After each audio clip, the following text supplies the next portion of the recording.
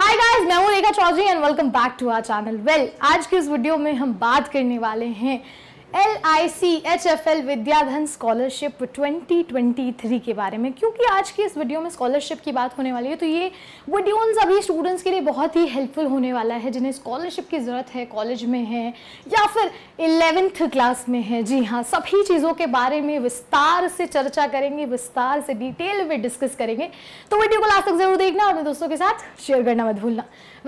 सबसे इंपॉर्टेंट चीज़ यहाँ पर अगर हम स्कॉलरशिप में एलिजिबिलिटी की बात करें कि क्या इसका एलिजिबिलिटी क्राइटेरिया है या क्या हम कह सकते हैं योग्यता। जी हाँ, क्या योग्यता है इस चीज़ के लिए। तो यहाँ पर अगर हम बात करें स्कॉलरशिप को लेकर, तो अगर आप 11th क्लास स्टूडेंट हैं यहाँ पर, तो आप इस प्रोग्राम के लिए एलिजिबल हैं, स्कॉलरशिप के लिए अप्लाई कर सकते हैं। दूसरा बहुत ही important point for UG first year students, अगर आप अपने अंडर ग्रेजुएशन प्रोग्राम में एनरोल्ड हैं, फर्स्ट ईयर स्टूडेंट हैं यहाँ पर, तो भी आप अप्लाई कर सकते हैं। और दूसरा, पीजी प्रोग्राम्स में अगर आप हैं और फर्स्ट ईयर स्टूडेंट हैं, तो भी आप इस स्कॉलरशिप के लिए एलिजिबल हैं। बात करें यहाँ पर आगे, must have score at least 60% in 10th 12th and UG. सबसे इंपॉर्टेंट चीज़ कि आपका यहाँ पे जो है 60% स्कोर होना चाहिए, किसमें? 10th में, 12th में और यूजी यानी अंडर ग्रेजुएट प्रोग्राम के अंदर, यानी 10वीं 12वीं और यूजी के अंदर आपका 60% जो है यहाँ पर मार्क्स होने चाहिए। फैमिली की income must not be more than 3,60,000 per annum from all sources. यहाँ पर बहुत ही इंपॉर्टेंट पॉइंट जो है यहाँ पर डिस्कस कर रहे हैं कि फैमिली की जो इनकम है आपकी कितनी होनी चाहिए पर ईयर के हिसाब से। यहाँ पर 3,60,000 से ज़्यादा एक्सीड नहीं होनी चाहिए, इतने मिनिमम यहाँ पर मैक्सिमम होनी चाहिए। ठीक है, नेक्स्ट पॉइंट है, preference will be given to girl students, students with disability and students who have lost either or both their parents. तीसरा पॉइंट है यहाँ पर कि जो सबसे ज़्यादा प्रेफरेंस है, सबसे ज़्यादा प्राथमिकता किसे दी जाएगी, कौन से ऐसे स्टूडेंट्स होंगे। तो सबसे पहले गर्ल स्टूडेंट्स को सबसे ज़्यादा प्रेफरेंस मिलेगी स्कॉलरशिप के अंदर। इसके अलावा कौन से स्टूडेंट्स डिसेबिलिटी जो फेस कर रहे हैं यहाँ पर, जो कि डिसेबल्ड हैं, तो उन सभी स्टूडेंट्स को भी यहाँ पर प्रेफरेंस दी जाएगी स्कॉलरशिप के तहत। और या फिर जिनके पेरेंट्स नहीं हैं, माता पिता नहीं हैं, तो उनको भी यहाँ पर स्कॉलरशिप ऑफर की जाएगी। बेनिफिट्स की बात करें, क्या क्या बेनिफिट्स, क्या क्या फ़ायदे होने वाले हैं स्कॉलरशिप्स के तहत, तो यहाँ पर आप देख सकते हैं 15,000 रुपीज़ पर ईयर फॉर 2 ईयर्स, यानी 2 साल के लिए आपको हर साल, यानी हर 1 साल का आपके पास कितना होगा यहाँ पर 15,000 रुपीज़ वो क्लास 11th एंड 12th। अगर आप 11वीं या 12वीं कक्षा में 11th या 12th क्लास में हैं, तो यहाँ पर जो है आप 15,000 पर ईयर यहाँ से ले सकते हैं। यहाँ पर आपको 15,000 पर ईयर पे किया जाएगा।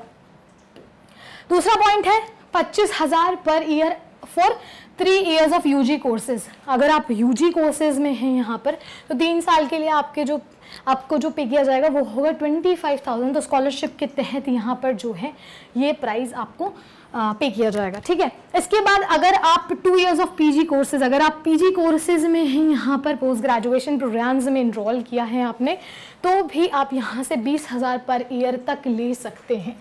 तो ये जो है बेनिफिट्स हम डिस्कस किए हैं। अब सबसे इम्पॉर्टेंट चीज़ कि क्या लास्ट डेट रहने वाली है अप्लाई करने की। जी हाँ, लास्ट डेट बहुत ही इंपॉर्टेंट होती है, क्योंकि स्कॉलरशिप है एक, तो पहली बात बहुत ही इंपॉर्टेंट चीज़ है स्कॉलरशिप हमारे लिए। और फिर अगर हम उस चीज़ में भी देरी कर दें अप्लाई करने में भी, तो फिर हमारे लिए प्रॉब्लम, हमारे लिए परेशानी हो सकती है। तो लास्ट डेट कब आपको बहुत ध्यान रखना है, 30 सितंबर, इसी महीने की आखिरी दिन जो है यहाँ पर लास्ट डेट होने वाली है, डेडलाइन होने वाली है 30 सितंबर 2023। तो आप 30 सितंबर तक का तो इंतज़ार मत कीजिएगा, उससे पहले जो है आपको यहाँ पर अपना स्कॉलरशिप के लिए एप्लीकेशन फॉर्म भरना है, अप्लाई कर देना है, इनरोल कर लेना है। नेक्स्ट बहुत ही इंपॉर्टेंट चीज़ है डॉक्यूमेंट्स रिक्वायर्ड। कौन कौन से डॉक्यूमेंट्स, कौन कौन से जो भी इंपॉर्टेंट सर्टिफिकेट्स हैं, कौन कौन सी चीज़ें जो हैं आपको यहाँ पर ज़रूरत पड़ेगी जिन सभी चीज़ों की, तो उनके बारे में भी थोड़ी सी बात कर लेते हैं। कौन कौन से ऐसे डॉक्यूमेंट्स हैं? सबसे पहला है यहाँ पर फोटो आइडेंटिटी प्रूफ। यहाँ पर फोटो आईडी कार्ड या फिर आधार कार्ड जो है आप यहाँ पर कह सकते हैं। आधार कार्ड सभी के पास मेनली आधार कार्ड होता ही है, तो यहाँ पर सबसे पहला और मेजर पॉइंट है यहाँ पर आपका आधार कार्ड होना बहुत इंपॉर्टेंट है, या कोई भी फोटो आइडेंटिटी प्रूफ होना चाहिए।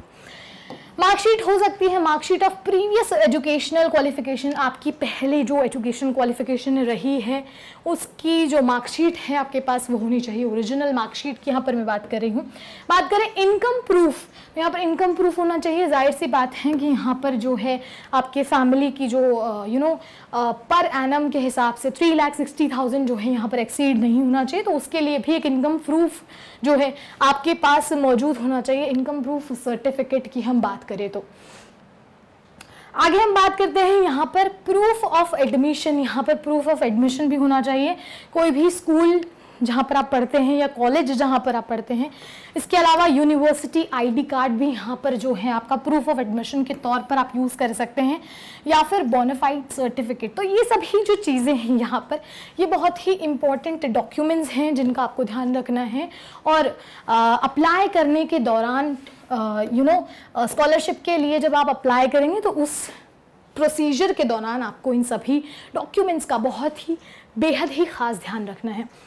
करंट एकेडमिक ईयर की फ़ी रिसिप्ट, यहाँ पर आपका जो रीसेंट एकेडमिक ईयर चल रहा है जहाँ पर जिसमें अगर आप स्टडी कर रहे हैं यूजी प्रोग्राम में, अगर आप फर्स्ट ईयर में हैं तो करंट एकेडमिक ईयर की फ़ी रिसिप्ट होना बहुत ज़रूरी है। सेमेस्टर की फ़ी रिसिप्ट हो सकती है या पर ईयर के हिसाब से फ़ी रिसिप्ट यहाँ पर हो सकती है, तो उसका भी आपको बेहद ध्यान रखना है। Bank only nationalized banks account details of the scholarship applicant, cancelled check, passbook copy. तो ये बैंक के जो भी इंपॉर्टेंट डॉक्यूमेंट्स हैं यहाँ पर आपको सब बताए गए हैं। ओनली नेशनलाइज्ड बैंक्स होने चाहिए, अकाउंट डिटेल होनी चाहिए बैंक की, इसके अलावा कैंसल चेक या पासबुक कॉपी, ये सभी पर्टिकुलर चीज़ें, पर्टिकुलर डॉक्यूमेंट्स आपके पास होना बहुत ही इंपॉर्टेंट है। एक बहुत ही इंपॉर्टेंट नोट है यहाँ पर आप देख सकते हैं, ग्रामीण और कोऑपरेटिव बैंक्स जो हैं यहाँ पर अलाउड नहीं है, तो उन सभी को जो है आप थोड़ा इनका परहेज करने की कोशिश करें, थोड़ा सा अवॉइड कीजिए। अगर आपके पास ग्रामीण और कोऑपरेटिव बैंक्स हैं तो वो यहाँ पर अलाउड नहीं होंगे, सीधी सी जाहिर सी बात है। क्राइसिस डॉक्यूमेंट इफ़ एप्लीकेबल, अगर कोई क्राइसिस डॉक्यूमेंट है तो वो भी आप यहाँ पर जो है अपना संभाल के रख सकते हैं स्कॉलरशिप के लिए जब आप अप्लाई करेंगे तो। डिसेबिलिटी एंड कास्ट सर्टिफिकेट यहाँ पर अगर एप्लीकेबल है तो आप ये भी जो है यहाँ पर रख सकते हैं, अपने पास जो भी डॉक्यूमेंट है वो पर्टिकुलर डॉक्यूमेंट अपलोड कर सकते हैं।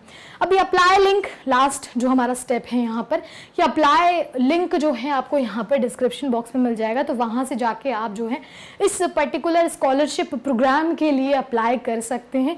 आई होप सारी चीज़ें क्लियर हो गई होंगी, सारे डाउट्स क्लियर हो गए। फिर भी अगर कोई क्वेश्चन है, कोई क्वेरी है, कमेंट सेक्शन में ज़रूर बताइए।